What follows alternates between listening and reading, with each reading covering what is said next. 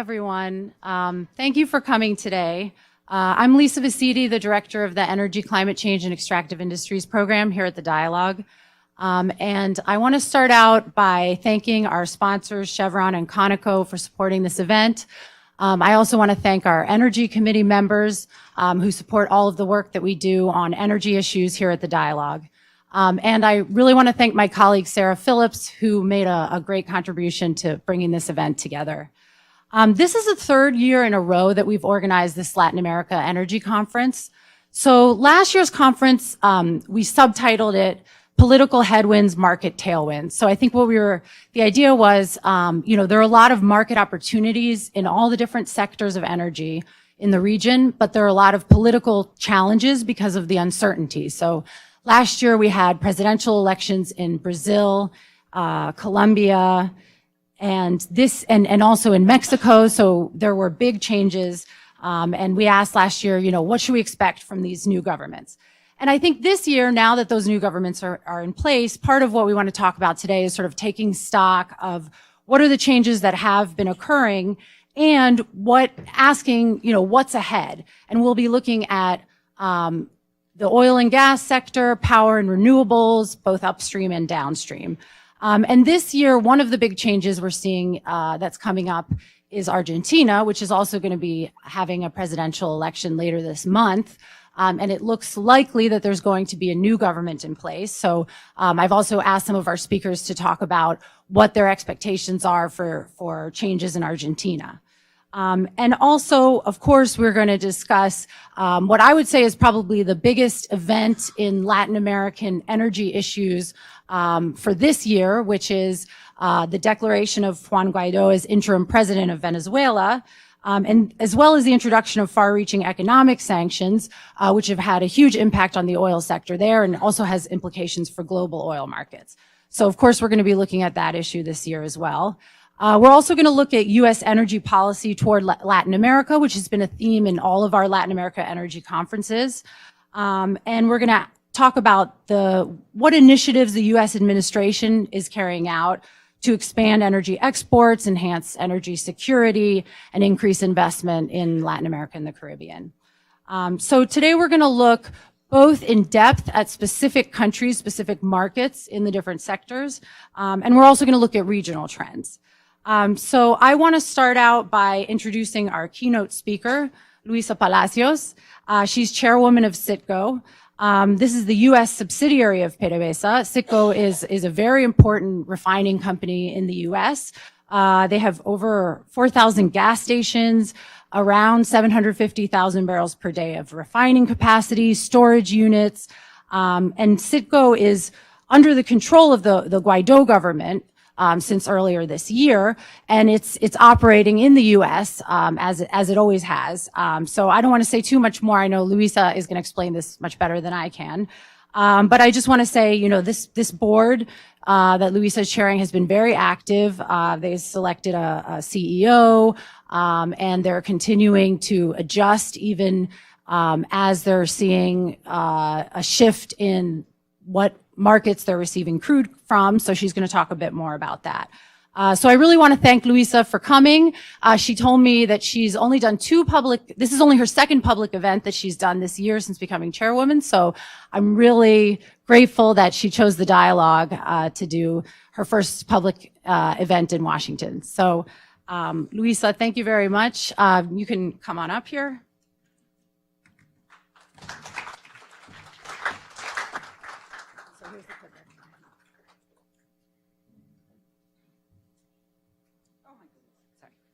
So I speak very fast, and then I get very thirsty, so please bear with me. Thank you so much, Lisa. This is really quite an honor to be here, and thank you for letting us tell Citgo's story, because it is a very powerful story. So let me see if I can get this. Okay.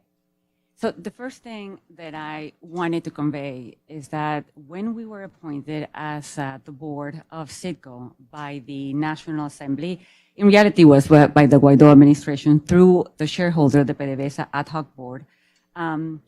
It was not a company, and these, the people at Citgo, the 3,400 people that work there, some of them, the average workforce has been in the company for 20 years. So it is also, it's not only a historical company, it's that the people that are there, this is their livelihood. They have dedicated their lives to this company as well. And that makes a difference because when you see them and they come and they say hi to the people that they knew from more than 20 years ago, what you can see is that with me at the board are the people that also come with the institutional background of what Citgo used to be at the height, at the peak of what PDVSA used to be. And so that's very powerful and very important for us because everything about this is so unprecedented that to have that with us, to have that expertise and to have that institutional and historical background does help us to navigate the very complicated things that we have to navigate. So when we talk about energy security in the U.S. and how Citgo fits this, I wanted to point out that the three refineries that we had are in 3 different states. So in Texas, in Louisiana, and Illinois. But we have footprints in 31 different states because we have terminal facilities and ports and pipelines that we either wholly own or jointly with other partners. We also have 4,900 independently owned gas stations, and that makes us one of the most important refiners in terms of our distribution capacity. So, one of the questions that we were discussing, Lisa, that you wanted me to address is how we have adjusted to the fact that we, like the rest of the Gulf Coast refineries, faced a supply shock with the lack of Venezuelan crude. The good thing about our refineries is that not only they're very high complex refineries, but they're very flexible refineries. And so we have, even before this took place, the company was putting all kinds of contingency plans in place so that we were able to deal with that risk if it came. And it did. This is what you're seeing in this graph is how the company has been able to adjust to the lack of Venezuelan crude. One thing that is important to note is that Venezuelan crude really represented 25% of our intake. Pretty much almost half of our crude intake comes from the U.S., from the light oil and the shale oil boom that has benefited refineries in the U.S., including ours. So what we had to adjust is only to the 25% that represented Venezuela. And it was 25% because Venezuela's oil production had been falling, and we simply did not have the crude intake that we were supposed to receive in the last years from Venezuela. So what you see there is how then we have adjusted, from the percentage of foreign crude runs that we get, how we have adjusted to the lack of Venezuelan crude, and you will see the usual suspects. Probably the suppliers that also have heavy oil, which are Mexico, Canada, Trinidad, Colombia being the most important now source of our supply.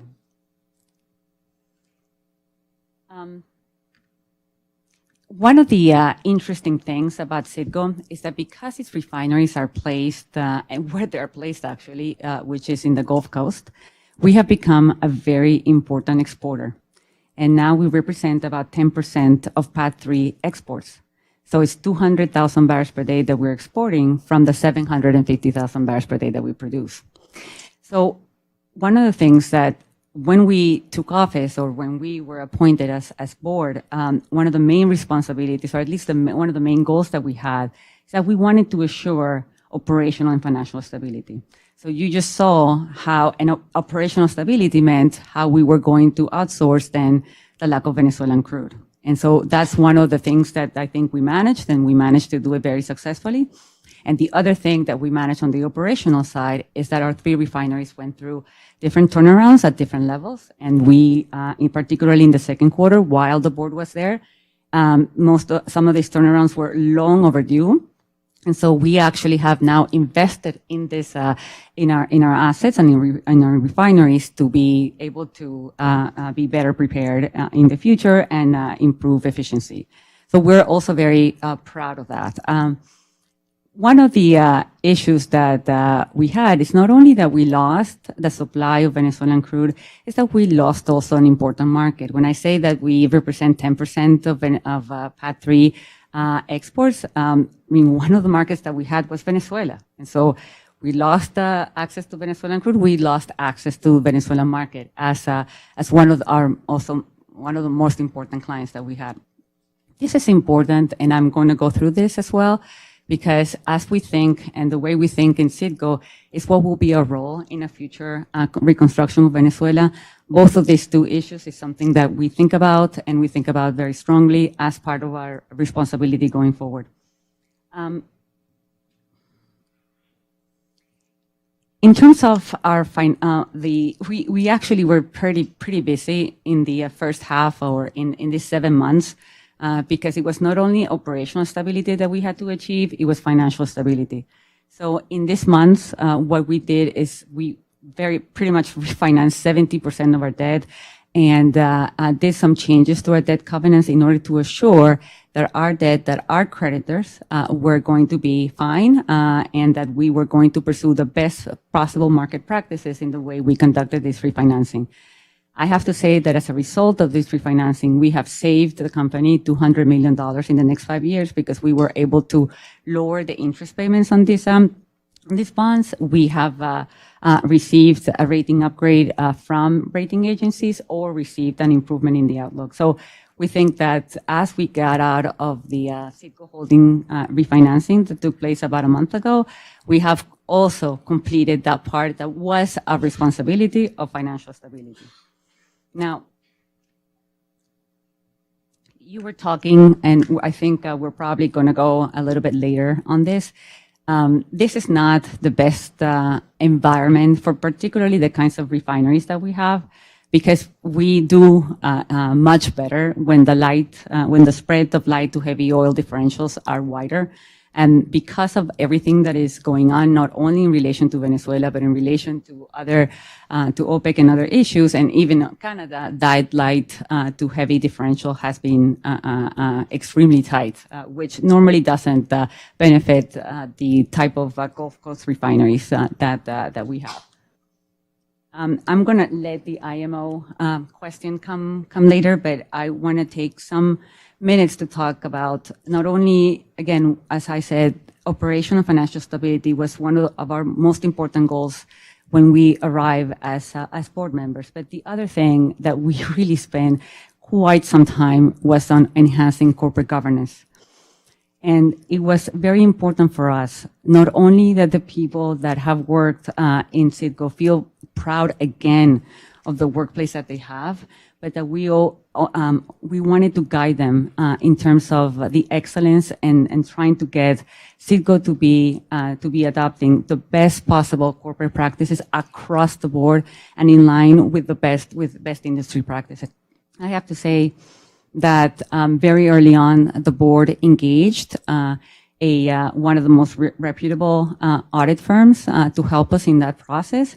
And we are so happy to see that although this was something led by the board, the company has completely embraced this agenda, and we see across the board everyone really fighting to implement and to be the best that they can be, and to be along with at the level of our peers in the industry.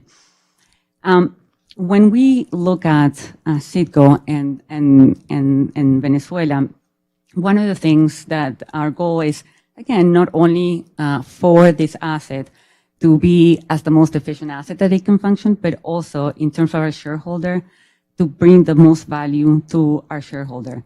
And in thinking about this and thinking about the reconstruction of Venezuela, we had mentioned that we used to be one of the most important clients of Venezuela in the U.S. If there is a transition in Venezuela, we can take not only the 176,000 barrels per day that we were receiving from Venezuela, but we can significantly ramp up those exports immediately. And that is going to be a very important part in any reconstruction in Venezuela. But because I mentioned that we are also a very important exporter, I think one of the main challenges that Venezuela is going to have is how to immediately deal with the destruction of the refining capacity in Venezuela, which now, I mean, the utilization levels are at, I don't know if they're 10% or 20%, but it cannot be more than that. And that has led to a significant scarcity of gasoline and pretty much diluents. And so it's not only gasoline for the, so that Venezuelans in general can access fuels and be able to transport and for the economy to function, is that anyone who knows a little bit about Venezuelan oil,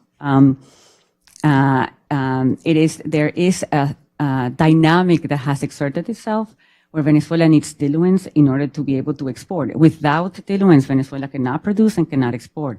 Venezuela is going to need immediately, in order for the oil sector to be able to spearhead any efforts of reconstruction, access to diluents as well. Citgo is particularly placed to do that. We know the risk. We understand our shareholder better than anyone. And it is going to be a very important part of how we think forward in terms of the reconstruction of the oil sector in Venezuela. And lastly, because of the problems that Venezuela has in its refining capacity, at Citgo there is, and one of the main issues in Venezuela is the absolute loss of technical expertise. We at Citgo operate one of the most efficient refinery systems, and we will be able also to help in the improvement and reconstruction of the refining industry. So let me stop there. I know that I probably took a little bit more of time, but all of this that we have done in 7 months has been possible because there has been a lot of creativity and everything that we face is completely unprecedented. But there has been a lot of creativity and a lot of support of the Trump administration in allowing the Guaido government the appointment of this board, a board that has been contested by the Maduro board and the Delaware courts, and a case that we won. So now, in terms of politics and in terms of by law, the Guaido administration is now clearly, without any doubt, responsible for Citgo. In order to continue that story, in order for this story to continue to be possible, we need continued support from the U.S. administration. Thank you, everyone.